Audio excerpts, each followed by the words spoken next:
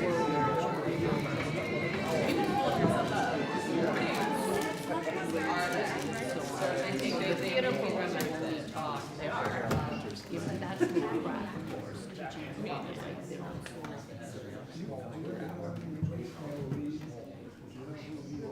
do.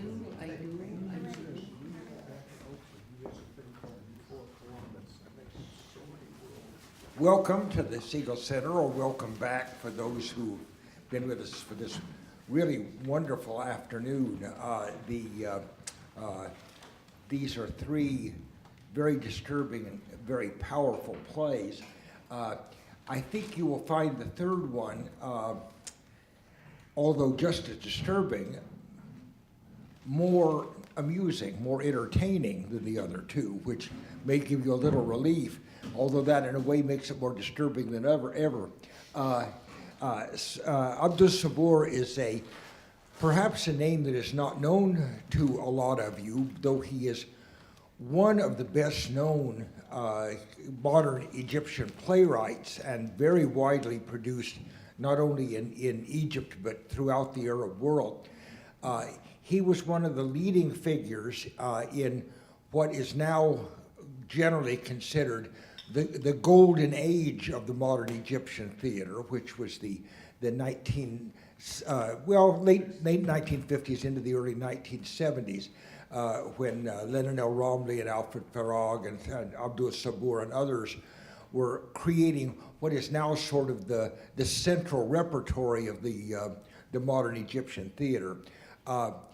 This particular play is really one of the classics of the modern Egyptian theater, not only because it was a major success in its own time and has been since, but because it was the outstanding example then and perhaps since of the effect of the theater of the absurd on the Egyptian theater. This is, one might say, this is the Egyptian Waiting for Godot. It's the play that people in Egypt and in the Arab world think of as, that is our great absurdist play.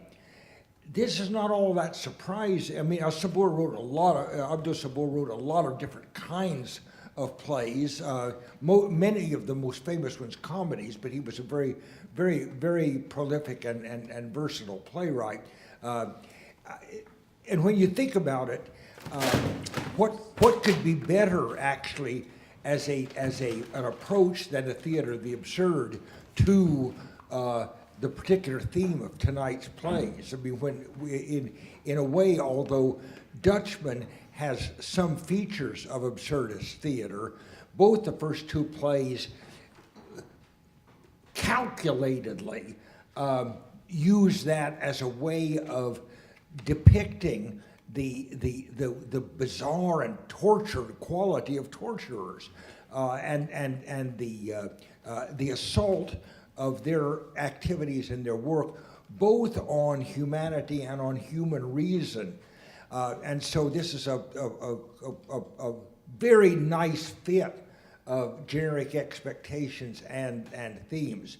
As Salma has already said, it also fits into the other plays very nicely because it is a travel play, and it is a play of power and oppression and of that kind of psychological manipulation. So I'm sure you'll enjoy it.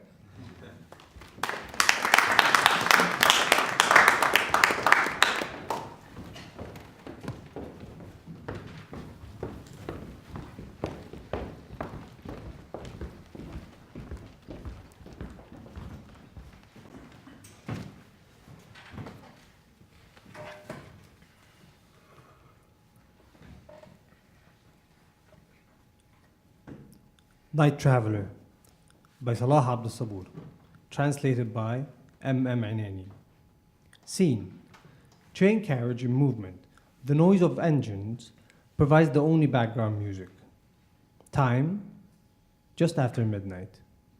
Characters: a narrator, a passenger, and a conductor.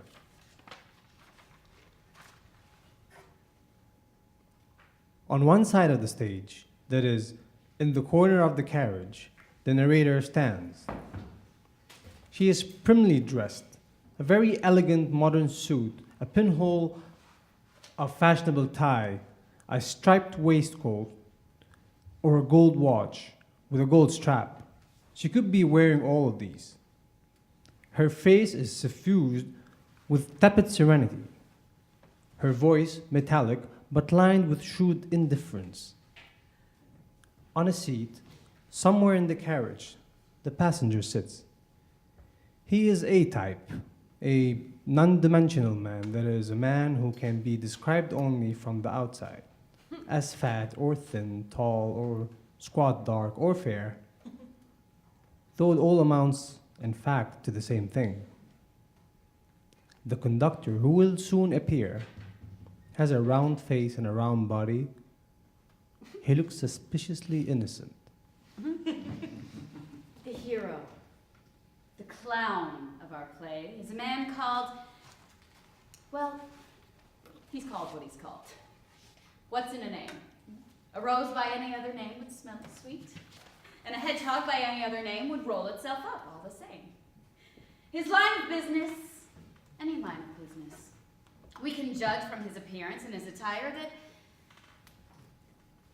it's of no consequence. Let's keep it at that then. Any line of business. He's going somewhere by train at night. He managed to catch the last train, that is. And now he is counting the telegraph poles. 1, 2, 3, 5, 100. He fidgets in boredom. The game has no appeal. He tries to toy with his memories. He digs up the rusty ones and tries to polish them, but how unfortunately his memories do not shine. And he knows it. His life has been colorless, and his eyes drop his days, and they vanish in ever-widening circles on the metallic floor. They don't break up, however, or splinter, for nothing solid falls down. Tick-tock, tick-tock, tick-tock. He remembers his rosary, and he takes it out from his right-hand pocket of his trousers. But the beads fall down, and then the fingers reach out for them, and they escape and settle in between the gaps between the two seats. He tries hard to recover them, but the string snaps, and they sink further and further, deeper still, until, chased by his fumbling fingers, they scatter all over the floor, falling down. Tick-tock, tick-tock, tick-tock. And a parchment he now takes out from his coat, wherein history has been recorded in a mere 10 lines. And a few names arrest his attention. The black embossed letters shine on the wrinkled leather.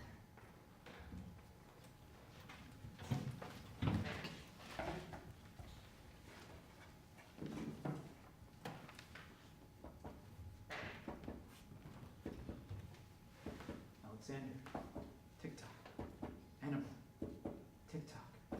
Tamerlane, tick-tock. Hitler, Mittler, Johnson, Monson, tick-tock, tick-tock. Alexander, Alexander, Alexander. Excuse me, a man is one with his name. A great man can come if you summon them back from the memory of history to impose their greatness and dominate the humble. And the humble can come back if you summon them from your memory, to be trampled underfoot by the great. It is therefore better to forget the past, so that it won't deceive us and repeat itself. Alexander, tick-tock, tick-tock. Alexander, tick-tock, tick-tock. He raises his voice as though relishing the tune. Meanwhile, a spotlight on the other corner of the carriage, opposite the narrator, reveals the conductor. He's wearing his traditional khaki uniform. Alexander. Who's shouting out my name? Who's calling me? Who has disturbed my sleep in the corner of the carriage?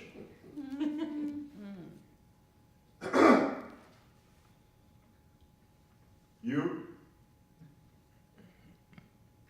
I beg your pardon, who are you? Alexander the Great. As a boy, I broke in wild colts. In my prime, I broke Aristotle in. When I came of age, I broke the world in. The passenger is astonished, his open mouth and raised eyebrows like the painted face of a poster. He's even afraid. Only, to be fair there just a little. He says to himself, That swarthy barrel in the khaki sack? Alexander? Oh no. the heart of the passenger is divided as the scales of a balance, and he moves merely to help his suspicion outweigh his fear. Welcome, Alexander. Been drinking, haven't you? Had one too many, I bet. Ignorant. Don't you know my real worth? I'll break you in, I swear, as I broke in the wild colts. Alexander's hand goes to his right pocket and he takes out a folded whip, and then Alexander's hand goes to his left pocket and he takes out a dagger. Alexander's hand goes to his belt and he takes out a revolver. Alexander's hand goes to his throat and he takes a poison tube. Alexander's hand goes into his back pocket and he takes out a rope. This, however, he feels with embarrassment and he says, Forgive me. This has killed my dearest friend. I gave the rope to my friend just to play with it, you know, but he misused it. Do you know, the tribute I paid him on his death has passed for a literary masterpiece? I didn't write the tribute myself, mind you, but I watched my minister do it. I ordered bread and wine for him until he finished it, and until he taught me to deliver it tragically and grammatically. Grammar's not my strong point, you see. My minister was ambitious, however, and asked for a province in return for my going down in history as a writer. Well, I gave him the whole earth wherein he lies.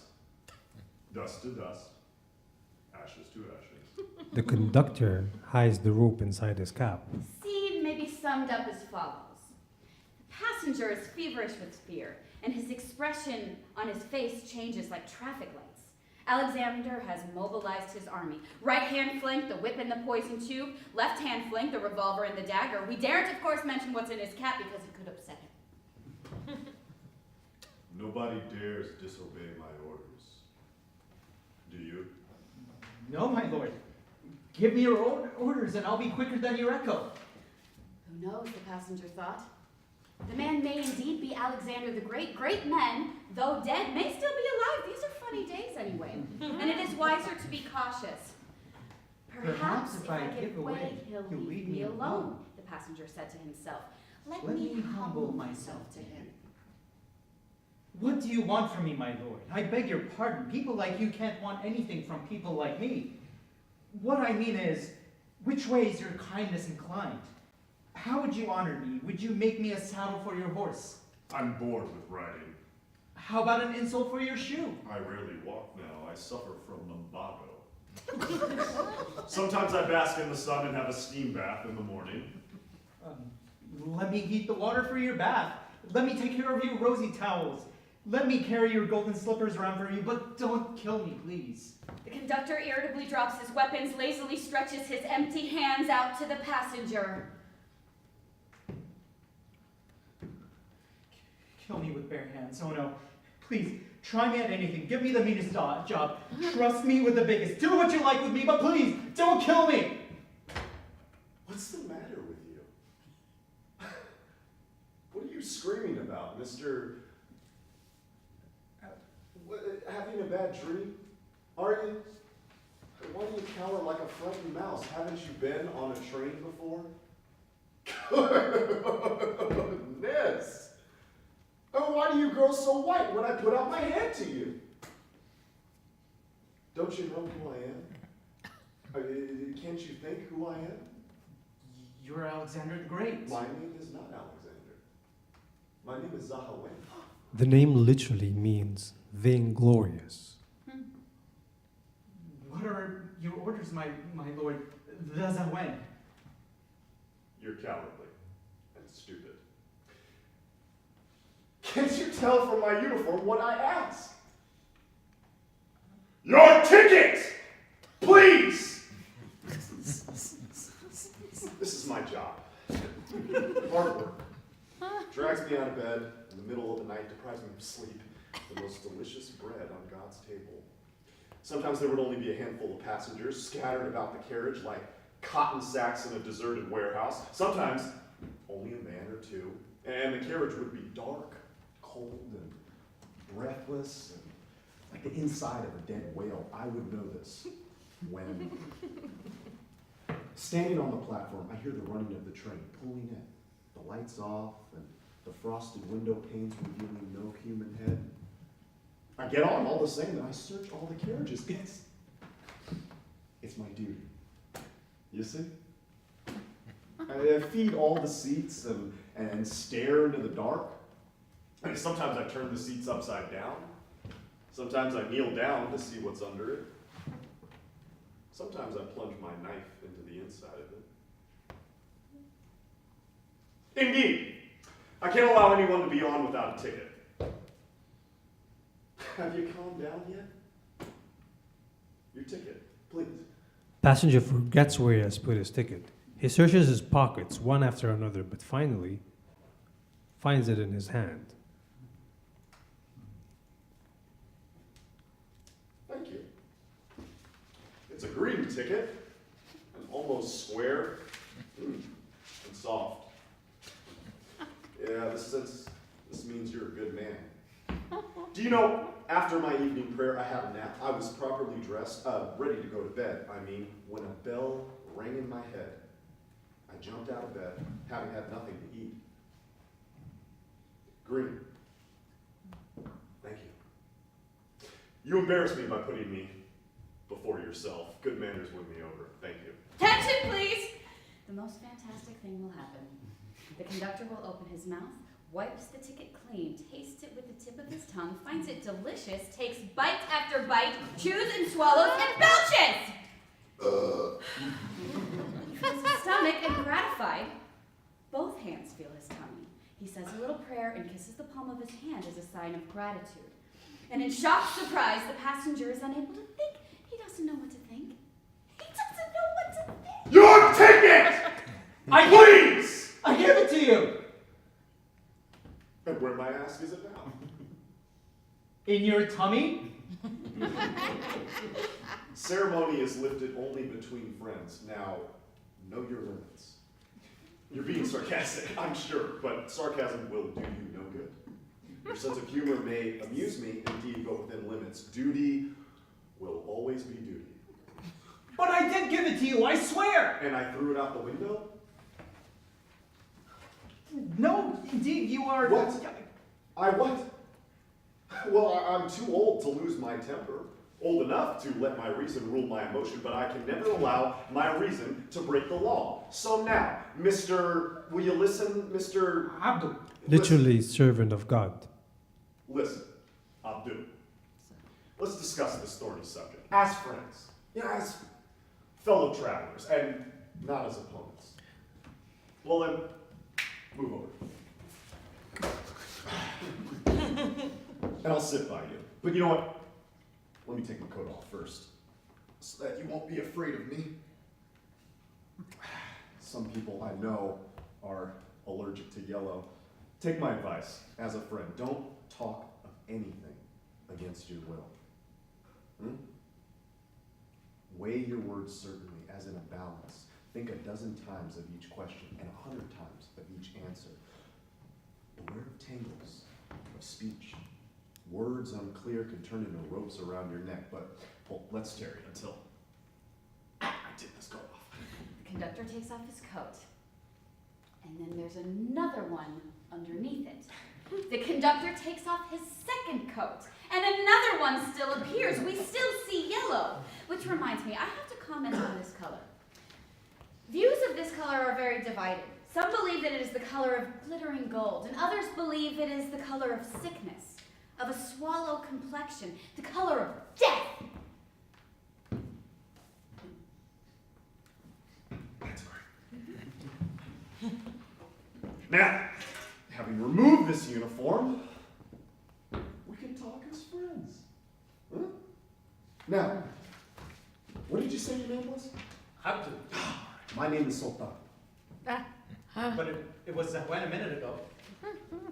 Me? Zahawen? Goodness, no. That's my superior's name. His rank is 4 coats.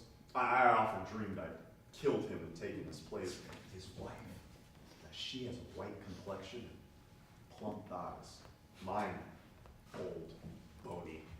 He lives in the same sunny part, west of the Rosie district. You know, my home is all right. though I'm sometimes disturbed by the shouting pedestrians and howling cars. What's your line of business? I'm a craftsman. Craftsman. My parents never bothered. I could never be apprenticed as a craftsman. All I can do is search the cars. Haven't missed much anyway. The pay is good, and the grading goes up to the 10-coat rank. What was it you said your name was? Abdul. Your name is not Abdul. You're lying. But I'm Abdul. I swear. My father's Abdullah, my eldest is Abed, my youngest son Abed, and my family name Abdul. Well, have you an identity card? Yes, I always keep it in my right-hand pocket. It's easier to reach from here, being demanded and seen a dozen times a day. One day it was demanded 86 times, and 70 the other day. No more than 90 by law. One has to be crystal clear to reveal oneself unequivocally. For every question, we must be ready with an answer. That doesn't lead to another question. The sound fruit in the basket are not disturbed by the hands which remove the bad ones. You're apparently a good man. Keep this card always nearest to your right hand. It is your identity card, your most precious possession. Show it to me for a second, please.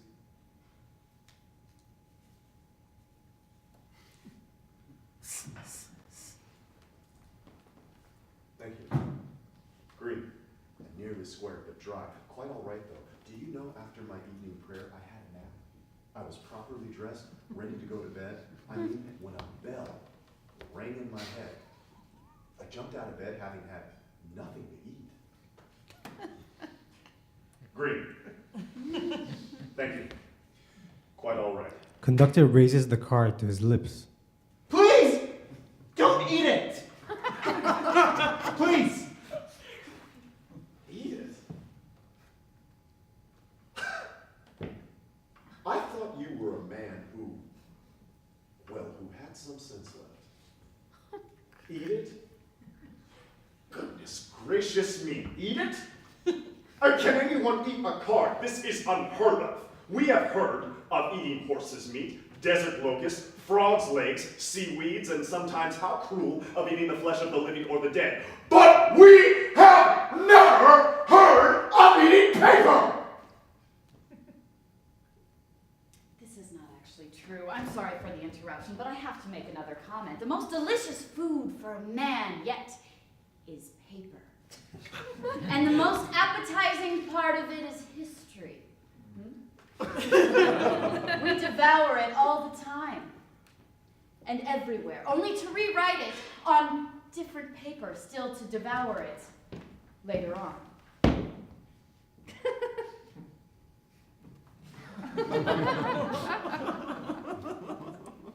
I'm surprised at you. Thought you had a better understanding. But you know, I shan't be hard on you, shan't censor you too much for the friendship you so cheaply threw away before it hadn't even taken shape. I am forced, dear sir, to be formal with you. However, as a responsible official of the 3-coat rank, I have to abide by the words of our superior of the 10-coat rank. I remember his words to us when he handed each his appointment papers. Oh, I know these words by heart, among other such pearls of wisdom, such as, keep your dog hungry, he'll follow thee, Master Naaman ibn al-Mundir. When I hear the word culture, I feel for my pistol, Master Herman ibn Goring. Teach them democracy, even if you had to kill them all, Master Lyndon ibn Johnson. I can see heads that are ripe and ready for picking, Al-Hajjaj ibn Yusuf. And the words of the 10-coat man himself, however, were leniently investigate, severely castigate.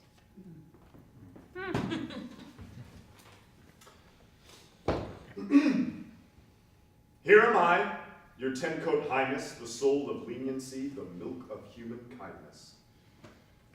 To this man ill disguised by a transparent mask of stupidity, let me say, I had no intention of eating your card. When I raised it to my face, I was just staring at it. I'm still staring at it. Still staring at it.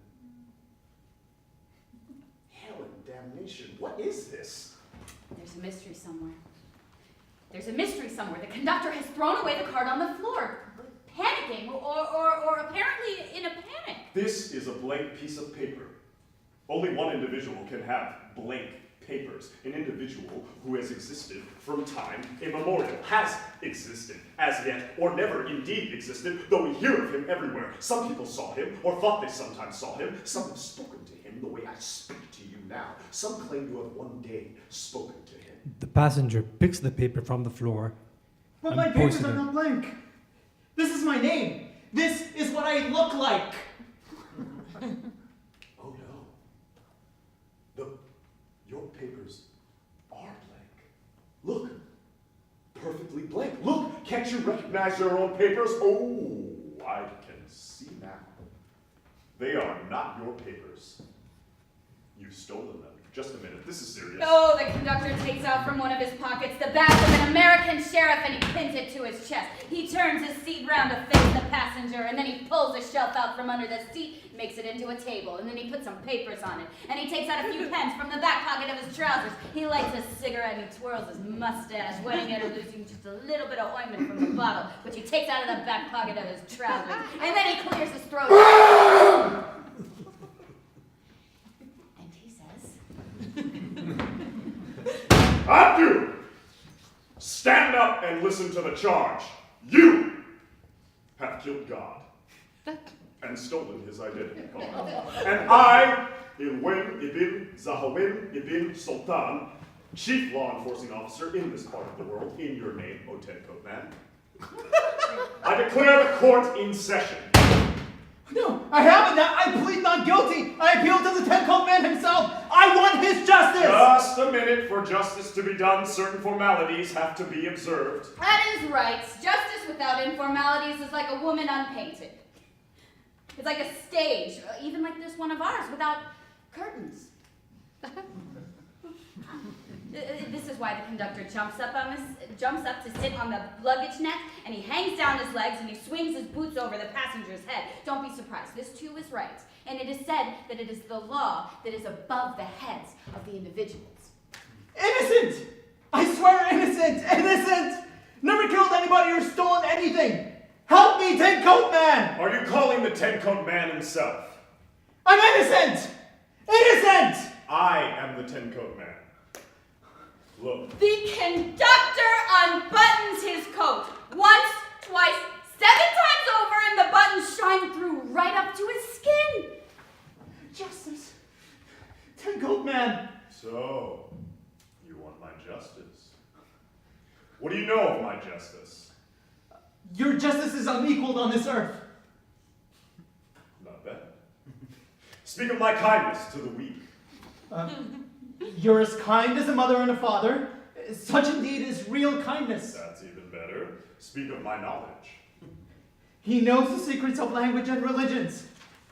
His meditations put all to shame, both men and books. Good, good. What about my generosity? If he had nothing left to give away but his life, he would gladly do it. So fear the Lord when ye approach him. No, this is reckless. I can't give away my life, not to anyone.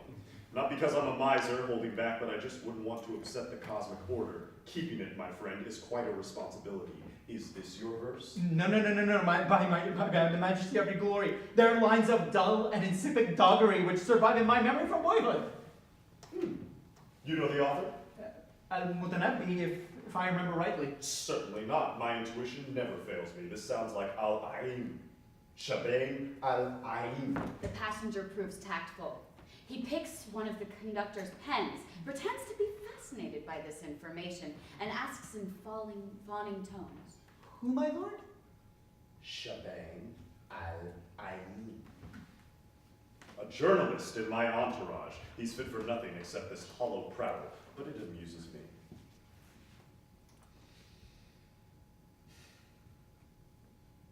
Do you know, I'm not happy. Some fools imagine I am lucky when they go back in the evening to their shacks and sheds. They often wonder, what is it that the Ten-Coat Man does? He receives the highest salary, lives in a palace, controls the destinies of people, etc. They don't know I just bear the heaviest burden. That I jump out of my bed in the middle of the night if something happens. I leave my palace to find out for myself how things are.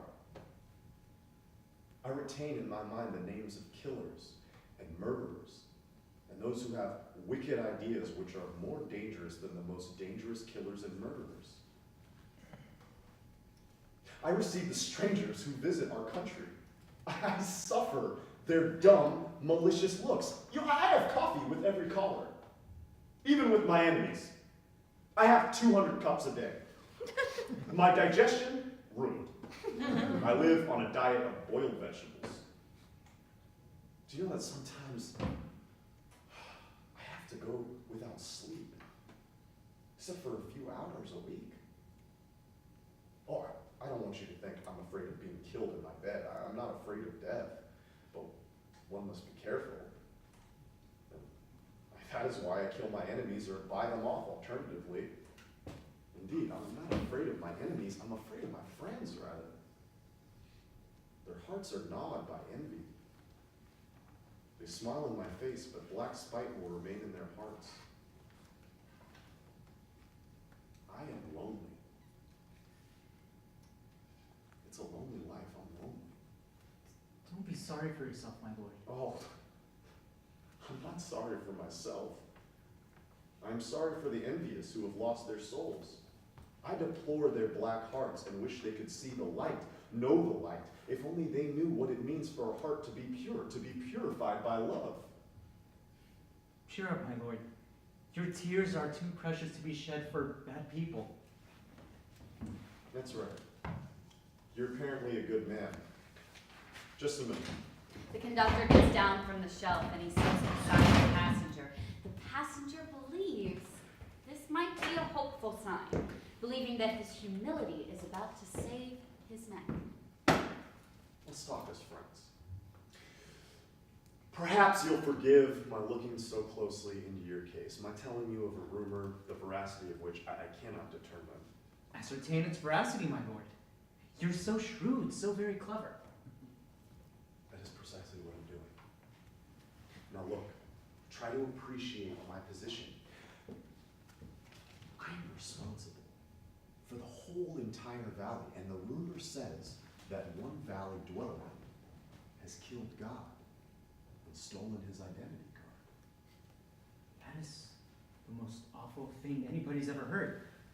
The rumor is false, no doubt, my lord. Well, it isn't. Unfortunately, it is quite true, though indirectly so. But how? I mean, if you'll pardon my poor understanding, what do you mean, my lord? I appreciate your interest in the case. Let me clarify the matter to you. Thanks, my lord. Don't mention it. Well, do you know what it means to lose your identity card? It means that you don't exist. Whatever steals it, whoever steals it, kills you by depriving you of your specific individuality. Forgive my ignorance, my lord. What do you mean by that expression? Your very existence. It means depriving you of your existence. You understand? Now, when I say you have killed God, I do not mean, of course, that, may God forgive me, you have. Certainly not. What I mean, rather, is that you have stolen his identity card, which amounts to the same thing. But I never did anything of the sort. Well, that's another story. We'll discuss it later on. The point now is, however, that God has forsaken this part of the universe. He never looks this way now, as he is wont to do. He never gives us anything now. We've wondered what has happened. We have wondered what has happened, and the answer is someone has killed God in these parts. This is why he has abandoned us. What I mean, of course, is that someone has stolen his identity card, his identity. They've assumed his identity. And we decided first to investigate the matter in secret. We did. We examined every file, tapped all telephone conversations, photocopied all letters, held thousands, tortured 20 till they were dead, tortured 30 till named, tortured 8 until fainted. To no avail. Were there any confessions? A few. 100 as far as I remember, but to no avail. But how? I mean, why not? Well, God still abandons us. It is serious indeed. So much so, in fact, that I, the 10-coat man, no less, have disguised myself in workers' overalls or in peasant rags. I've walked down valleys or sank in the depth of the alleys. I've reached the top floors by back stairs, eavesdropped on people behind walls. I painted my face white and played at firewalking at hashish takers' dens in the hope of overhearing a telltale word or getting a clue which might unravel the mystery. I hoped the door might open, even a secret passage leading to the unknown. Look! Here we are. Such a pair. A common plague of the valley, and the 10-coat man himself sitting side by side, shoulder to shoulder, talking like old friends. Who knows? And perhaps you'll reveal the secret to me. Do you realize how serious it is? How it calls for self-abnegation? Very much, my lord. Are you willing to do something for me then? For the whole of the valley, rather. Indeed, anything for you, my lord. Let me join in the search. Join me in the search? If you will allow me, my lord. But we found him already. Who? Here he is. Who, my lord? You. But please, wait, I'd like to get you in my meaning in full. The whole question has been a carefully guarded secret, strictly confined to a number of my closest associates, but it soon broke loose. And the grievous thing was reported to my enemies. My enemies spread it far and wide, and everybody came to know about it. That is why we hardly have time to distinguish those who tell the truth from the liars. We have to be decisive. Otherwise, the order of the valley will be upset. I know what I'm doing. I'll tell everybody in tomorrow's papers that I myself have caught the culprit and killed him. Your photograph will be published everywhere, and your body will lie in its state. You're a good man, and you're the noblest quality, worthy of the greatest sacrifice. You're willing to do something for me. Remember? Let me forget about it. Let's forget about it now. We'll discuss it later on. Let me ask you a question. Your answer will show your taste. Now, let us suppose that you have a choice between 4 methods, or instruments of death. The whip. No. Oh, you have no taste for it? You're quite right. It's barbarian. Even backward. Tamarind, the barbarian. What do you think of poison? No. Doesn't agree with you either. You're right. It is a method tinged with meanness and treachery. It's the Medici method. What about the revolver? No. I don't like it myself. It's killing from a distance. It lacks the warmth or touch. It's a vulgar, modern method gained for the young and cowardly. What we need is a classical method. Yeah. If death is to retain its splendor, its grandeur, the dagger. Alexander, I am sorry, Abdu, O noblest man. Let the dagger touch thee, let the dagger pierce thee. Stabs him with a dagger.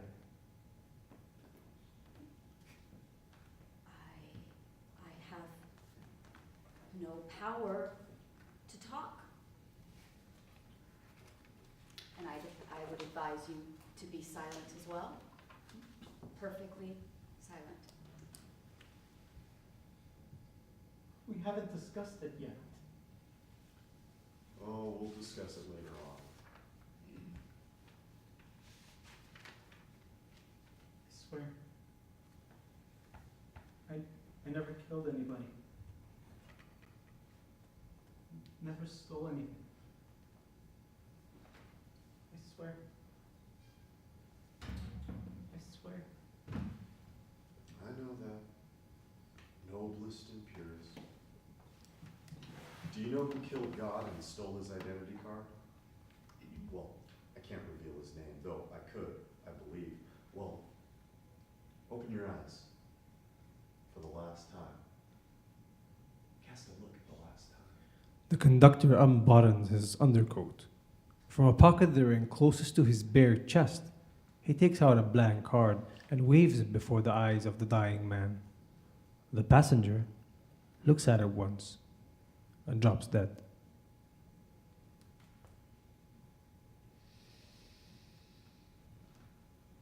How am I going to carry this heavy body of this man? He approaches the narrator.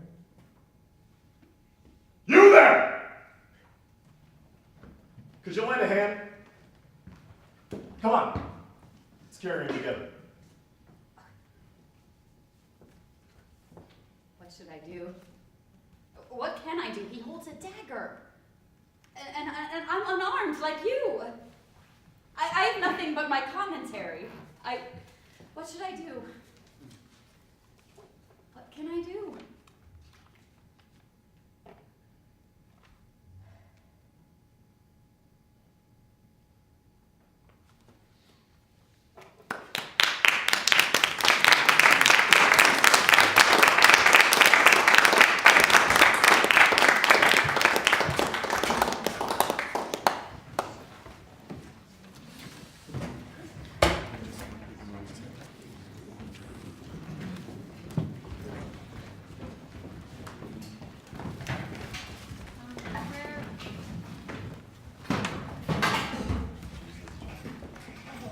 We're going to have a quick discussion right now. Frank is going to moderate it with Marvin and the actors and the directors and myself. And then we're going to open up the floor for more Q&A afterwards.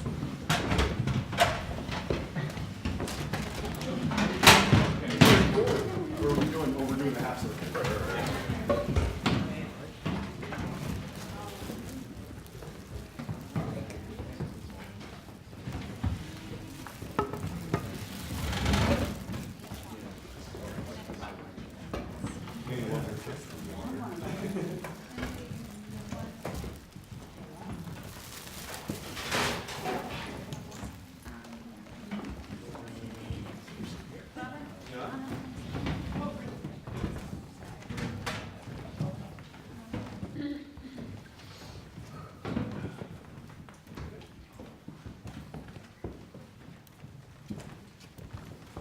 Well, thank you everybody for participating, and again, thank you Salma for putting this together with Robin as a co-curator.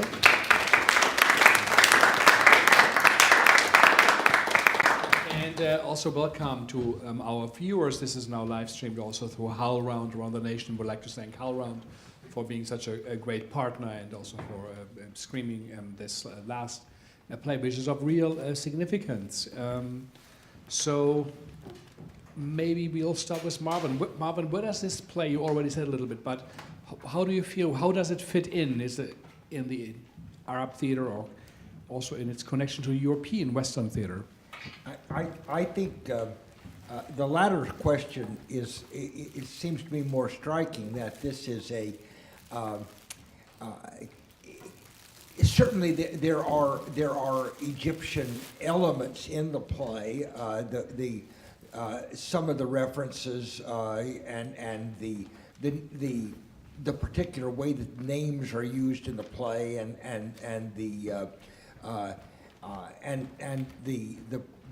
the implied religious background and so on. But it seems to me that the play wants to be and is much more international than that. That is, everyone recognizes the whole problem of the identity cards, or the lack of identity cards, the blank cards, the wonderful concept of the conductor eating it, and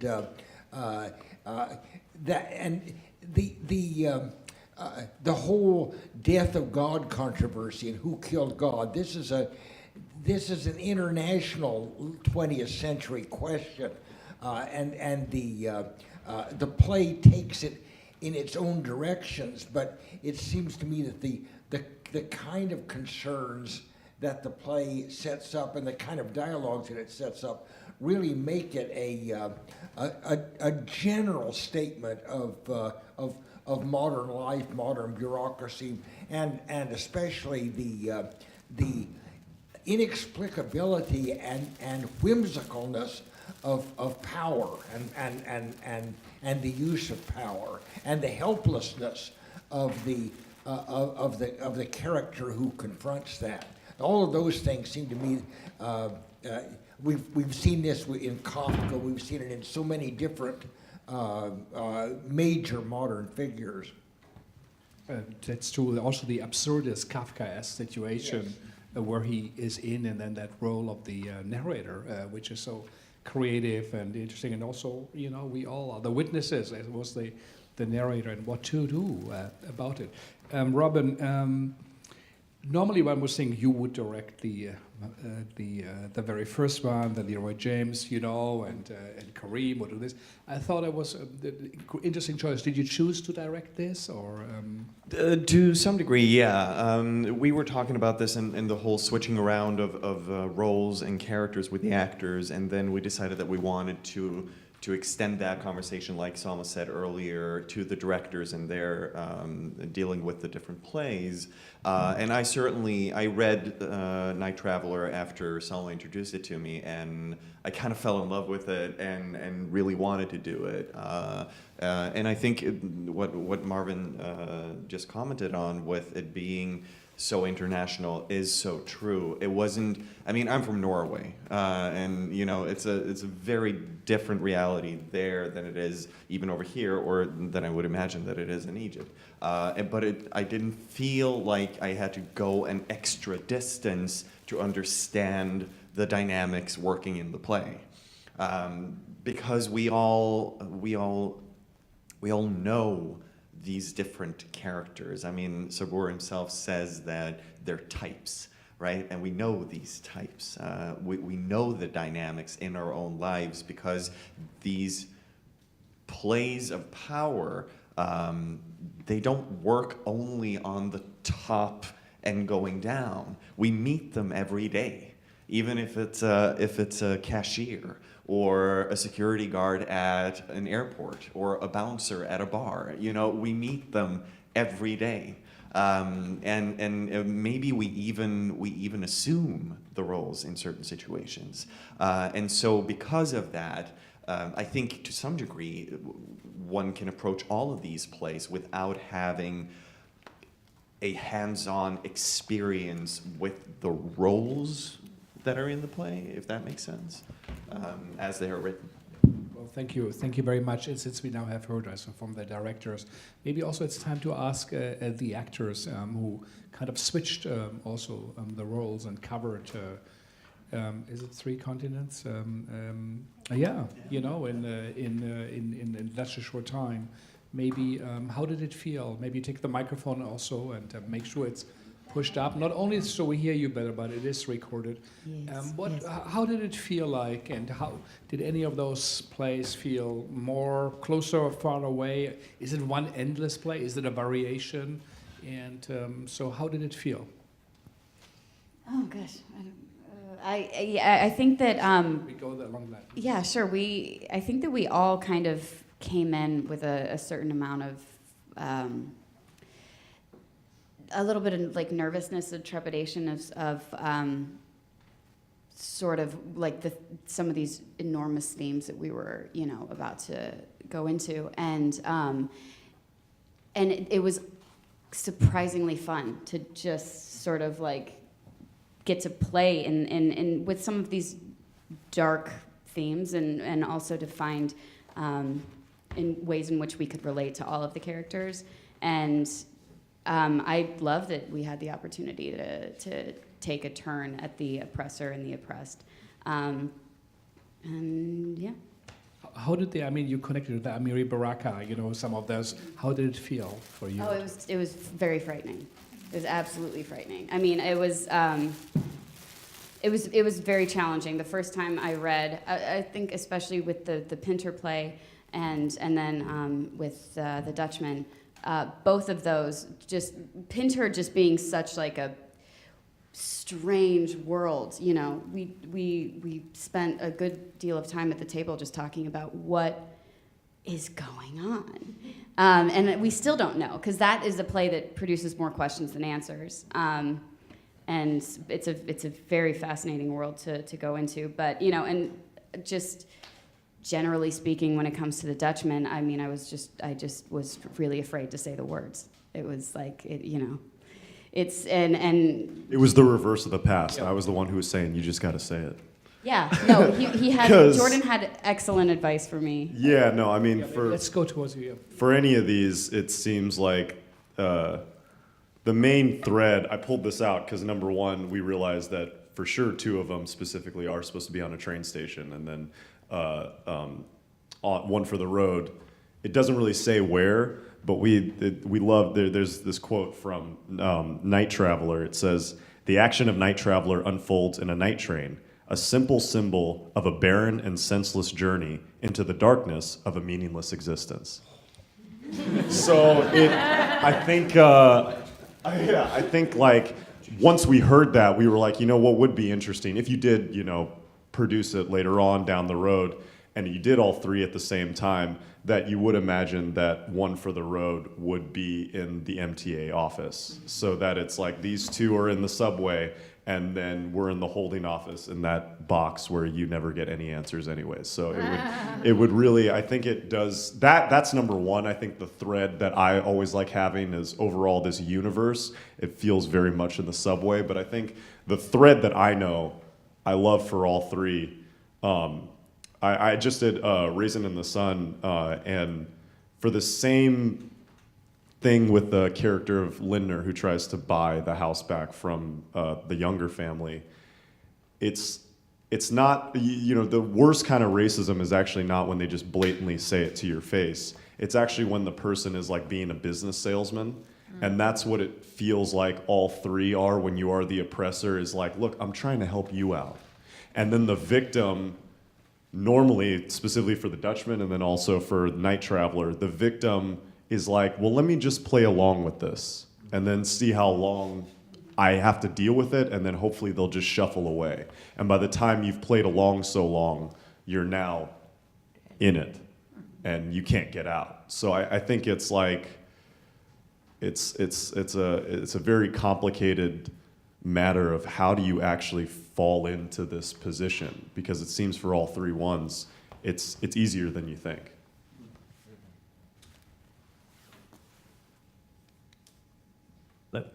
Yeah, no, sort of how these free plays intertwine, but also kind of like seem to go on their own various themes. But there's also kind of like something to be said, and also like piggybacking on what Jordan said, there's something to be said about like the whole idea of like people who are not normally seen as sort of like figures of authority, but they like to sort of like cling on authority. I mean, for instance, like with the train conductor, like it's somewhat like someone who just basically like takes your ticket, but then to sort of like take it to a whole new level into like a position of power, and gets into that whole like existentialist like conversation that sort of like questions the identity, but also like stripping away that identity at the same time. It's sort of like it kind of like it's very befuddling, but also kind of like there's something to be said about that. It's sort of like everybody craves that, like has a lust for that authority, like wanting to sort of like have that power and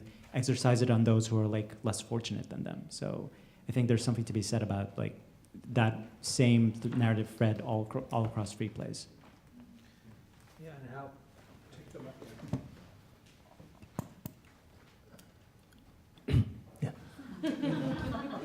No, I just wanted to add on what Ali was just talking about, how universal it is, the dynamics between people once there's like we were also discussing this yesterday, there's the slightest bit of authority, and not just that, but a chance to actually practice that authority and get away with it, which I felt throughout the three plays.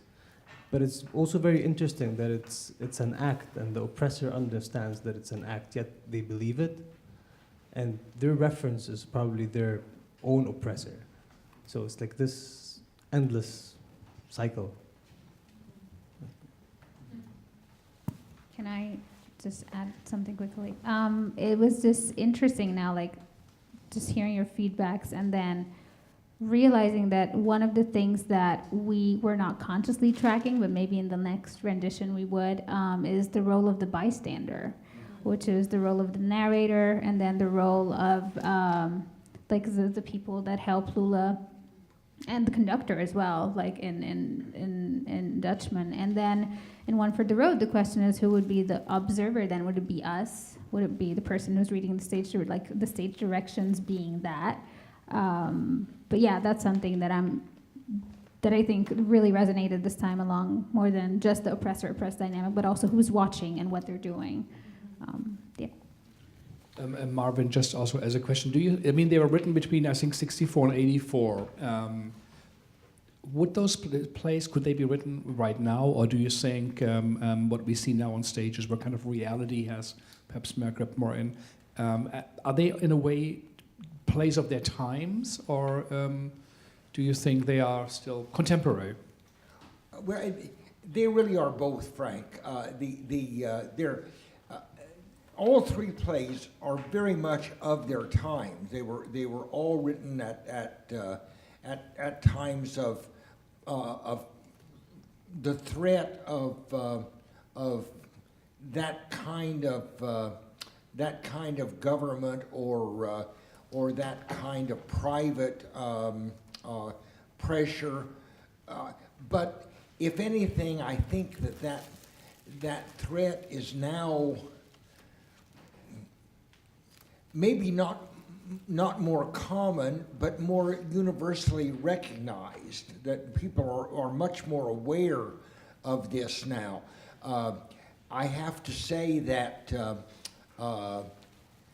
as you know, I just came back from Egypt yesterday, and this play now works maybe better than it did under the regime in the 60s, because there is a repetitive power in totalitarian regimes, the way they operate, the kind of assumptions they make, and the way they negotiate and manifest their power.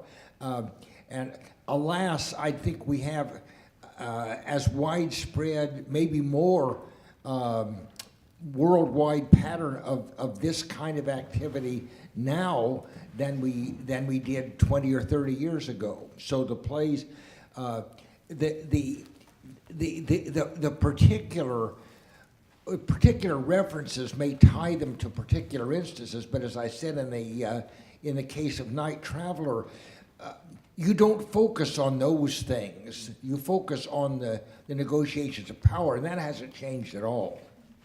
Just to piggyback on that, I think it's a testament to how the plays are of their time, but even more, or more so, or more than that, in that we sit here now in 2018 and we have responses to the texts, right? They're not dated in a way where we hear them and we just have an intellectual understanding of them. We sit here laughing.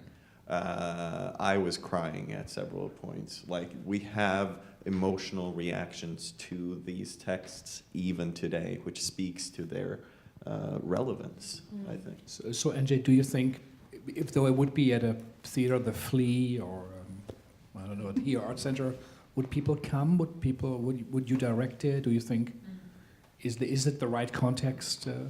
Yes, I believe that it is the right context. I believe people will come. It's more and more like theater of the oppressed. You want to see what's happening, and it happens across the country. Things kind of happen in groups. So like the Dutchman is being done in 4 different states. It's coming back to New York. So they did it in Arizona earlier this year. They did it in Texas in March, and now they're planning on doing it in July. It's in conversation because it's being brought up.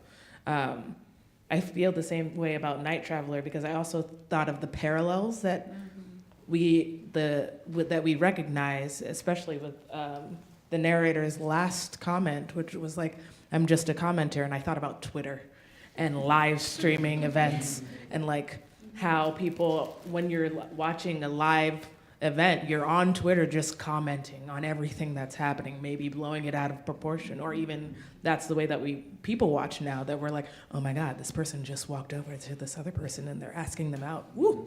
And it's what happens when that gets turned on you. And it happened in the beginning of like all of the movements, the Black Lives Matter movement, especially with all of the shootings that have been happening.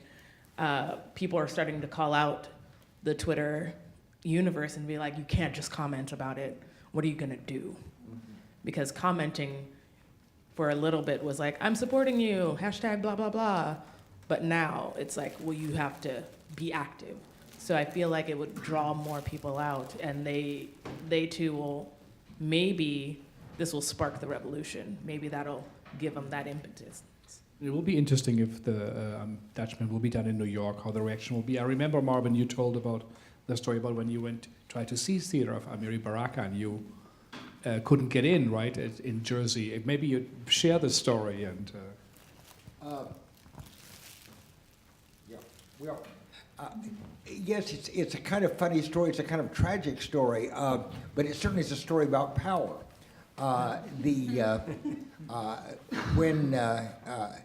When Amiri Baraka created his own theater in Newark, in New Jersey, a Spirit House, they opened with Slave Ship, wonderful play. And in those days when I was younger and more foolish even than now, I decided I would go out into the wilds of New Jersey to see the play.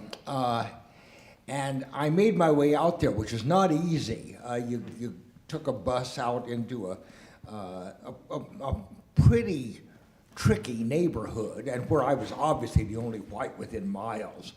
And then there was a fairly long walk, and people looked at me as though I were some strange animal that had wandered in. I mean, I didn't feel any threat particularly, although I was clearly out of place. And I came to Spirit House, and there was a big it looked like a bouncer. I that's sort of what he was, I guess, at the door. And he said, "What you doing here, white boy?" And again, you see, as Salah said, you get this. In all sorts of situations with cashiers, people in the airport, security people. Well, I found myself rather unaccustomedly, because I'm usually in the position of privilege and power, which he knew, and I said, well, I'm interested in theater. I came out to see the play. And he said, you get your white ass back to the city. So I did. But it is an interesting example of, again, we all knew the roles immediately. That was just what it was, and he wasn't about to let me in. I mean, and looking back on it, I was foolish to go there, not because I was in any danger, but because it was inappropriate. I would have been a peculiar animal outside wandering in, and probably a distraction. I just didn't know any better at the time. But it very much was this. It was a very familiar dynamic. And in a way, also, how wonderful that theater created some kind of power where they could be in charge, saying you come in or you don't. You know what I mean? But maybe the only place in Newark in that moment where there were some kind of choices could be made. But before we go to audience questions to Robin and Salma, you said if we do it and when we do it. So what are your plans? And in the ideal world, what would you really like to see? What would be the best scenario? So what will happen, or what you really wish that will happen? The idea is that now that we've seen it on its feet and we've experimented seeing like those three plays played together, I think the next step we'd like to bring in contemporary playwrights to write a contemporary response to those three plays, and then for those four productions to be sort of produced in one cycle at the same time of like the old and the new, and the response, if there's a different response, or maybe a Victoria, like whatever that response may be, it is a conversation between here and the now, but also a playwright from a different part of the world than those three. So 6 plays altogether. No. Would be our 3 plays and just one modern new play in response to those 3, but from a playwright that is of the now and that is from a different part, from like not from the USA, not from Egypt, and not from Europe or England. If anybody is watching has an idea, they can. Yes, comment. totally. Robin. No, absolutely, and like Salma said, that is certainly what we'd like the next step to be, and also to put it even more up on its feet, you know, and move away from a reading and actually into full productions. I think would be very exciting. We've also talked about, I mean, this is a conversation that we've been having for 3.5 years. So it's been a long time coming to this. Hopefully it won't be as long into the next step. But we've also discussed making this into a larger festival. Festival is a weird word to use when you're talking about oppression. But doing many plays eventually would be interesting, and to really track how all of these themes are interwoven and how they relate to each other, et cetera, et cetera. Yeah. Fantastic. Or maybe one day on a train, on a moving train, Hey. you know, when people get together. So maybe Mike or whoever is up there, or Isabella, some lights on the audience and some comments or questions, and we will give you a microphone, not only so we hear you better, but as I said before, it is live streamed and recorded, and so he's taking my microphone. Here we go. That's my power is gone. So yeah, Michael behind you. Oh, 1 and then 2. Start first here. Sorry. Yeah, thank you. In the last play, there was at the beginning, when the character was repeating names, right? I don't know. These were like names from history, right? So for me, it was quite interesting. So because you said Alexander, and then you also said Hitler before. So was that intentional to connect the two? Because Alexander, if you really see him, I mean, he was probably, he was a great conqueror, but he came from the oppressed. He united the Greeks in order to revolt against the Persian imperialism, which was torturing, the Greeks. So are you trying to put them like on the same level? Well, I'm certainly not, but Saboor might have. It's certainly a list of great leaders through time, and so Alexander is mentioned, Tamerlane is mentioned, and Hitler as well. And Hitler as well, and also Lyndon B. Johnson. Yeah. So it's, I'm not sure necessarily, maybe Marvin has some input here, but I'm not sure necessarily what Saboor tried to accomplish with stringing those names together, other than them being great leaders through time. I think I can help you out. Yeah, I think please. There was a word that our other director used for the Dutchman, where he was like, it almost seems like my character was conjuring up his own oppressor. Because like if you see, I kept asking questions. My guy could have just stopped engaging with her, but instead he's actually the provocateur. He's getting the answers out. And so in the same way, it seems like although he's trying to think about these guys and why they succeeded or how they could be defeated, the mere thought and bringing them up, the narrator even says it, when you bring those names up, you're automatically bringing that idea to life again. Even if you're trying to, break it down and understand it, you're automatically, that curiosity, it kills the cat. And so I think it's because he's bringing up and he's conjuring those names, even if he was trying to stop it, he's now called upon it. I think more than anything, it feels like one of those Achilles' heel, that you're your own worst enemy, that the thing that makes you great is also the thing that destroys you. And because he's such a good thinker, he couldn't think his way out of the situation. Yeah. And we go over here to the question. I'm sure Alexander the Great's human rights record also is not completely spotlight. I think it was mostly about, oppressors, dictators, or even more people in disturbing than the plays was the story that Marvin told. And I just don't understand that, because Amir was a pretty friendly guy. Why he wouldn't want you to be out there to see? I mean, that's what theater is all about, is communicating. And so that... Let me first respond to this question, then to that one, and that is that it's a very interesting roster of people and remember, the play is written in 1969. Think who Lyndon Johnson was at that time and what he represented internationally, maybe particularly in the Arab world, but certainly internationally. These are. Even Alexander, the Alexander that we see in this play is somebody who is really exalting in his power and his cruelty. Remember, he talks about taking down. I mean, Aristotle tried to teach him, and he took care of Aristotle, and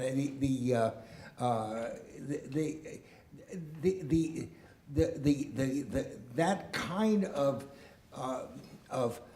drunkenness of power and enjoyment, or maybe they're not even enjoying it anymore. Maybe it's just a matter of custom. That connects all these people together, I think, at the beginning. I told this story to Baraka later. He visited the Graduate Center, and I was teaching a class in the modern theater, and we talked about this. He was amused. Whether at that time, he didn't say, "Oh, if I'd known about it, I'd have let you in," and I think he would not have, and I think he would have been right. That is, when I say that, on thinking about it afterward, I really did think that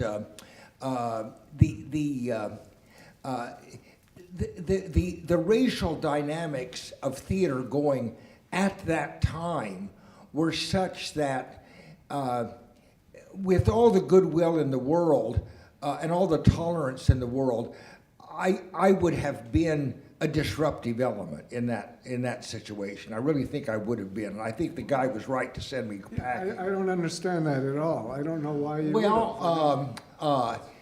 It has to do with just if you like I are old enough to remember that in the late 60s and early 70s, this was not just a racial matter. It was a matter of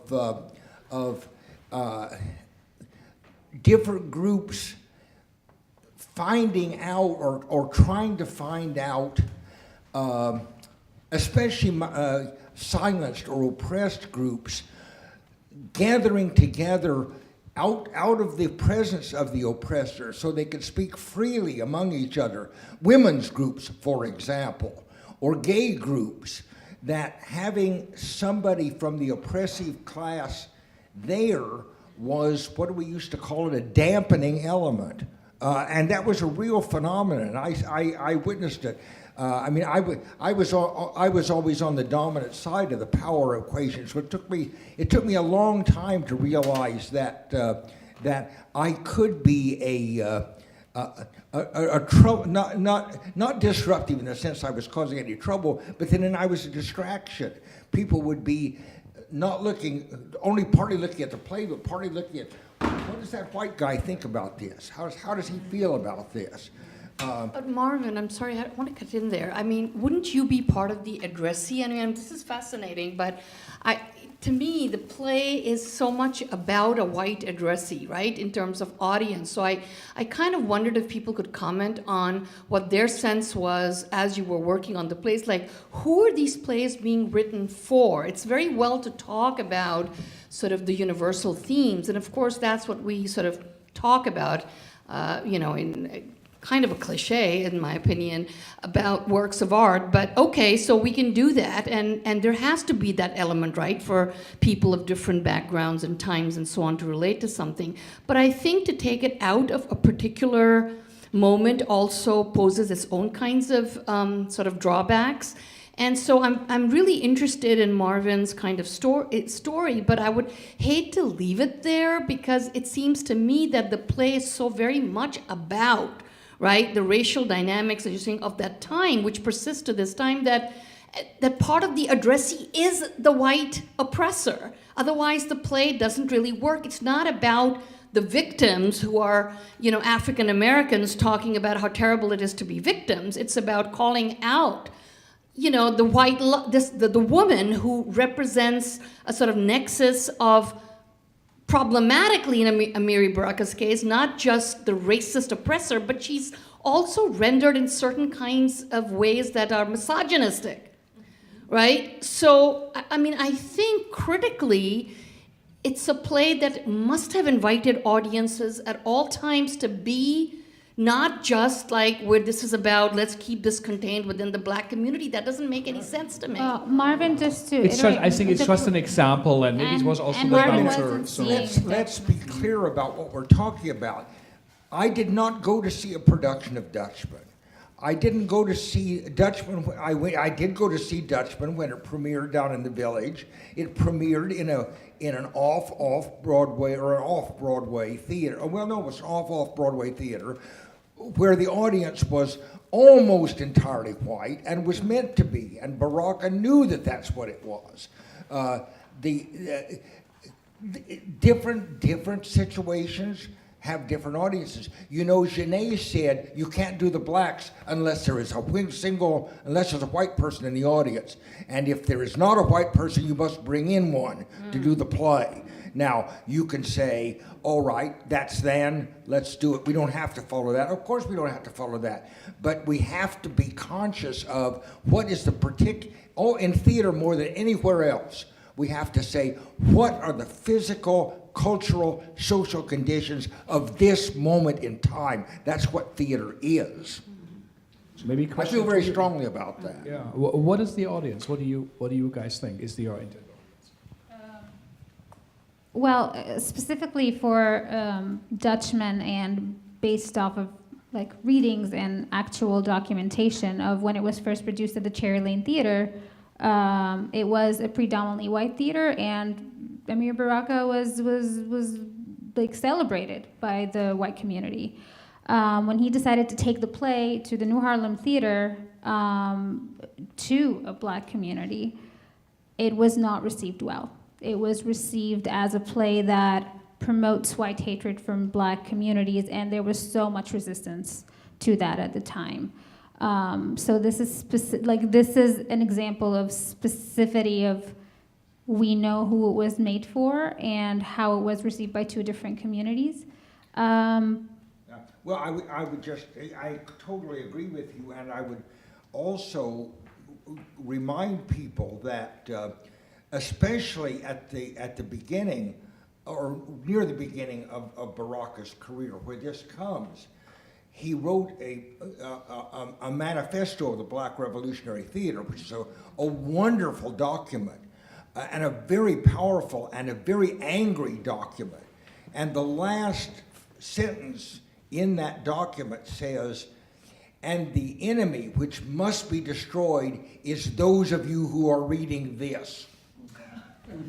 And that's not the Black community.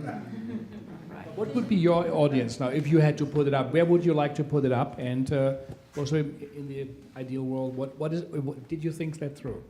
No, but thinking on it now, I certainly do think that New York is a very suitable place for it to be, because New York has been for so many years and is still such a melting pot of different people and backgrounds and internationals and Americans. So I think so. I mean, but I see these plays working at other places too. I mean, let's do them in Europe. Let's go to Eastern Asia and do them there. Let's do them in South Africa. I mean, What would be the ideal audience? What part of New York would you? well, just to comment on that and actually link it to your comment, I feel that with these plays, one can certainly look at the specificity of each play and the notes of each play. But to me, the interesting part is how they harmonize and how they come together and actually speak to each other. And for that to truly happen, I think that the audience needs to be as diverse as the plays are. For those discussions to be truly frugal and truly healthy, I think that the diversity of both what happens on stage and what happens off stage is so important. I like hearing that you want to do it in New York, but I feel like these plays should be done like probably like a nice college tour, because that's like getting it out there and like breaking people out of bubbles, you know what I mean? In New York, we can sit and nod and be like, yes, I know. But like take it to North Carolina and then put it in a college there, and you still have the diverse population of North Carolina with like international students and everyone, and it just opens it up to that dialogue that, it gives it more, I think, taking it on a... No, I agree. I like that idea. It's still an international audience, but within a place that is not as diverse as New York is, or at least as aware as New York is in regards to their audience's knowledge. Maybe one more comment, question. One, two, let's see. You'd spoken about, we're talking about the audience, and speaking of the audience, I'm fascinated by audiences. I did my thesis years ago on the role of the audience and the assumed role in this agreement that we come into with the performers and each other whenever we come into a theater. It's a fascinating living role that nobody really talks about. And I really enjoyed in Night Train that you chose to end with Night Train, because this sort of creeping sensation of our complicity in this situation runs through the first two pieces, and then at the end of Night Train, the narrator turns and says, "What do I do?" As though we're going to get up and help her. And that's always the question for an audience of, Hamlet is there being like, am I a coward? He really wants you to help him. He's speaking to the audience at that moment, and we don't. We sit there and we're like, you're gonna die. And with we're seeing, in Night Train, we're watching this man dig his own grave, as we are very familiar with at this point in our political history. NJ, you were talking about Facebook and Instagram, and we are an audience to all of these things that are happening, and we do nothing. And when we are asked that question, please help me, what do I do?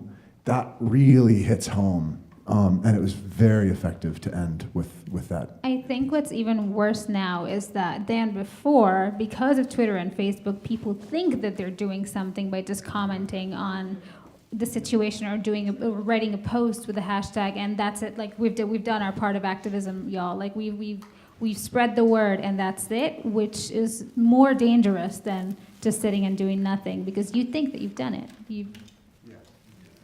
Last question. Yeah, that was great. And just the last the piece of the narrator commenting, my first thought was like, on an emotional level, it's almost the same as an NPR commentator. Like, it's like, oh my gosh. Like, I was really struck by that. But I just have one teeny tiny question.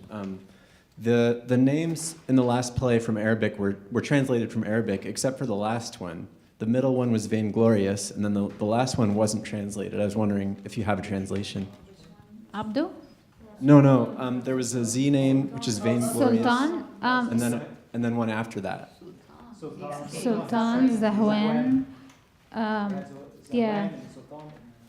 Yeah, Sultan. Sultan is a sultan. Yeah. But There's forgot the name now. It's Alwen. Ibn Sultan, which Was Alwen ibn Zahwan ibn Sultan, or ibn Sultan ibn Zahwan. Alwen there's no Baha'i. Okay, there we go. Someone of a higher strata. And it wasn't the just to let you know, the translations those were in the footnotes, and we chose to use them in the stage directions. This one was not in the footnote, which we should have thought about. So that's something to think about. Thank you. So, okay, one more. Let's give you the microphone, and. Thank you. Thank you. I have a very quick question about the last play. Was it staged in Egypt? You said it was produced in 1969, so was it staged in the same year, or it was postponed till the death of Nasser? No, it was staged. I don't know in which theater exactly, but it was staged. But it didn't have to wait for Nasser's time. But I know that Salah Abdul-Saboor around that, like, this play was not received well. But again, there are not a lot of records of those accounts. Like, there's no track of like proper production history in Egypt. But it's been very popular since then. Yes. Yeah. But I can look into it more and let you know. Thanks. Thank you. Good. So again, congratulations to both of you for dreaming up the project, for all of you to participate in creating it, for the audience to come. It somehow passed fast, for 3 plays, and for those of you who stayed, and they're inspiring. And I think it was a great model also for a theater to put something out, to talk about it, and then talk about it again, and then talk about it. So I think it's something to be discovered in this way of presenting work. And again, thank you very much. And I think a big applause from us to all of you.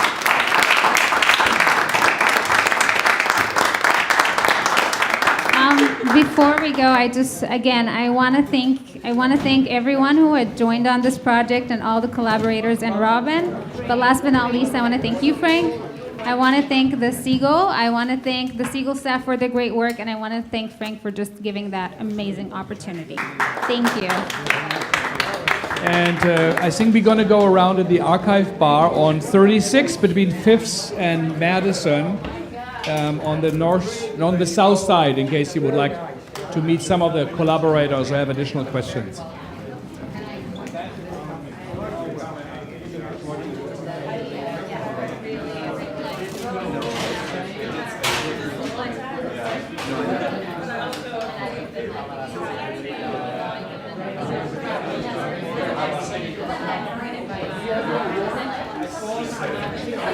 Thank you.